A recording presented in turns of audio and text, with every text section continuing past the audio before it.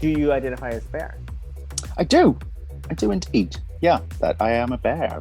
That's and yeah. You're like, yeah. Yeah. I was going to give you a whole story, but I was like, what if he's going to ask me another question? That's. I don't want to interrupt you.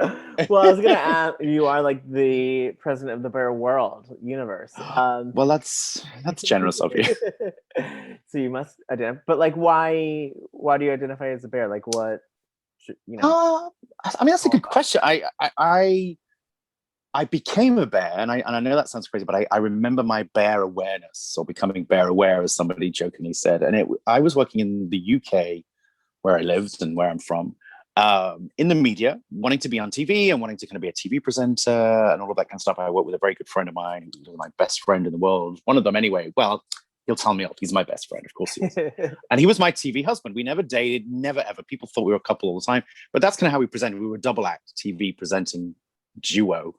And the TV world is very fickle, and they kind of, you want to be young and thin and a little bit, a little bit tan, and all of that, and all of that kind of stuff. So, I'm nearly 50, so I'm going back 10 years, and I was kind of approaching 40. And you're in the UK, so yeah, and you're too old. By the time you're coming to 35, the tan part. Well, yeah, I have Irish stock, so getting me a tan it's not tan. It's like white, milk bottle white skin or red lobster. There's no kind of right. nice kind of look to you. Pardon me. Oh, I'm sorry. I was gonna warn you that I would be coughing throughout the whole thing because my allergies are getting bad shit crazy right now. If I fall asleep, it's because I've had too much hay fever medicine. So I apologize in advance. I'll come back as a whole other story. We'll do a part 2 when you wake up. There's a whole other thing. No, but I was trying to be in the media, trying to do all of that stuff, and trying to be thin, and I was clean shaven and everything else. And I was living in Northern Ireland, and a bear kind of night started called Boo Boo. So shout out to Boo Boo in Belfast, Northern Ireland, and kind of got me in realizing what a bear was. I'd seen the bear category on like gaydar back in the day and all that, but didn't really know what I just knew it to be hairy men, but I didn't realize it was this whole subculture that it was and is. And I kind of got to a point where we were not going to do too much more work looking for kind of the Ant and Dick thing. Well, we were, but I kind of need to do other stuff. So there was a whole Pride event in Belfast, and Anthony and myself did a kind of our last gig, as it turned out to be, introducing a band on the Belfast Pride stage. Mm-hmm. But I decided to grow a beard because it was also Belfast Bear Weekend. So I kind of had like my suit jacket on that I normally had, like a costume as Ant and Dick, but I had a beard for the first time and kind of said, right, when we're done, I'm going to Bear Weekend. Like they were two separate events, but happened on the same weekend in Belfast, Pride and Bear Weekend. And I was like, I'm not missing this. So kind of that moment of growing a beard to be, we were called Ant and Dick because Anthony and Richard, another long story. That